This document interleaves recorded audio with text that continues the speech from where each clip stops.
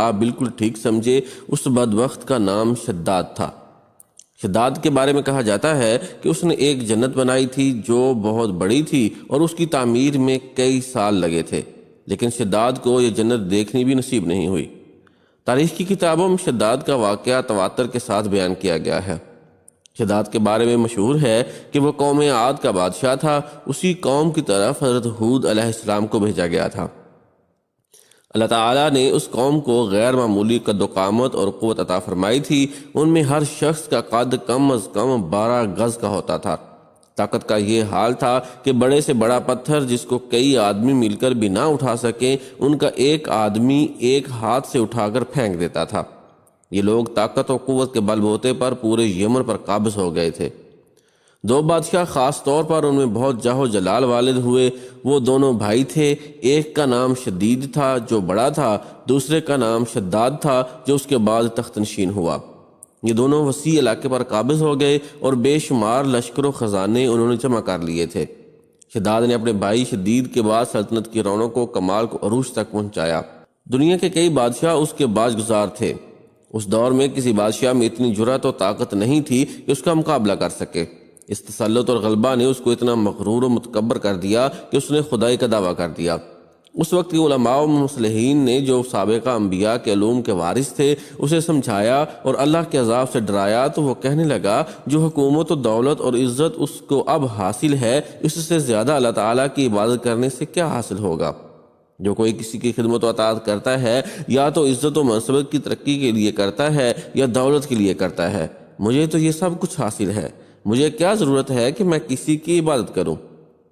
سمجھانے والوں نے یہ بھی کہا کہ یہ حکومت و دولت ایک فانی چیز ہے، جبکہ اللہ کی اطاعت میں اخروی نجات اور جنت کا حصول ہے، جو دنیا کی ہر دولت سے بہتر اور زیادہ قیمتی ہے۔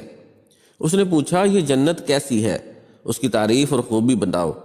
نصیحت کرنے والوں نے جنت کی وہ صفات جو انبیاء کرام کی تعلیمات کے ذریعے ان کو معلوم ہوئی تھیں اس کے سامنے بیان کی، تو اس نے کہا مجھے اس جنت کی ضرورت نہیں، ایسی جنت تو میں خود دنیا ہی میں بنا سکتا ہوں۔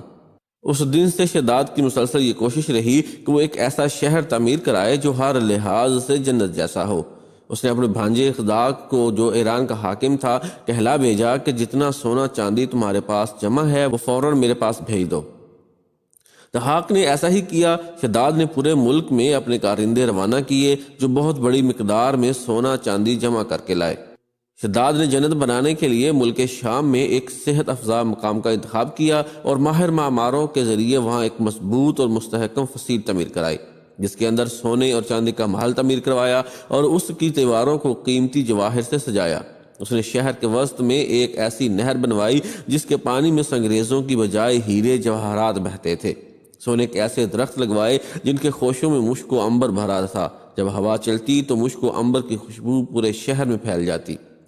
بیان کیا جاتا ہے کہ شداد نے محل کے چاروں طرف سونے کی اینٹوں سے 12,000 کمرے تعمیر کروائے اور ہر کمرے کو یاقوت اور ہیرے جواہرات سے مزین کیا اور اطراف و جوانب سے خوبصورت اور جوان عورتوں کو وہاں لایا گیا۔ یہ عظیم الشان جنت نما شہر 300 یا 500 سال میں مکمل ہوا۔ کہا جاتا ہے کہ شداد کی عمر 900 برس تھی۔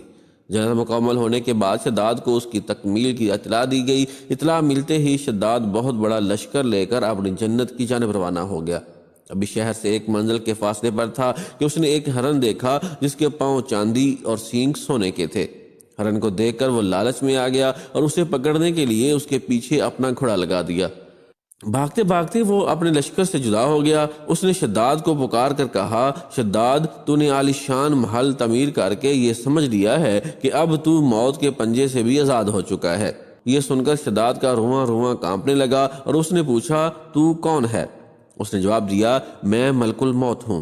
شداد نے کہا اس وقت تمہیں مجھ سے کیا کام ہے اور میری راہ میں کیوں روڑے اٹکا رہے ہو؟ ملک الموت نے کہا میں صحرا میں تیری روح قبض کرنے آیا ہوں۔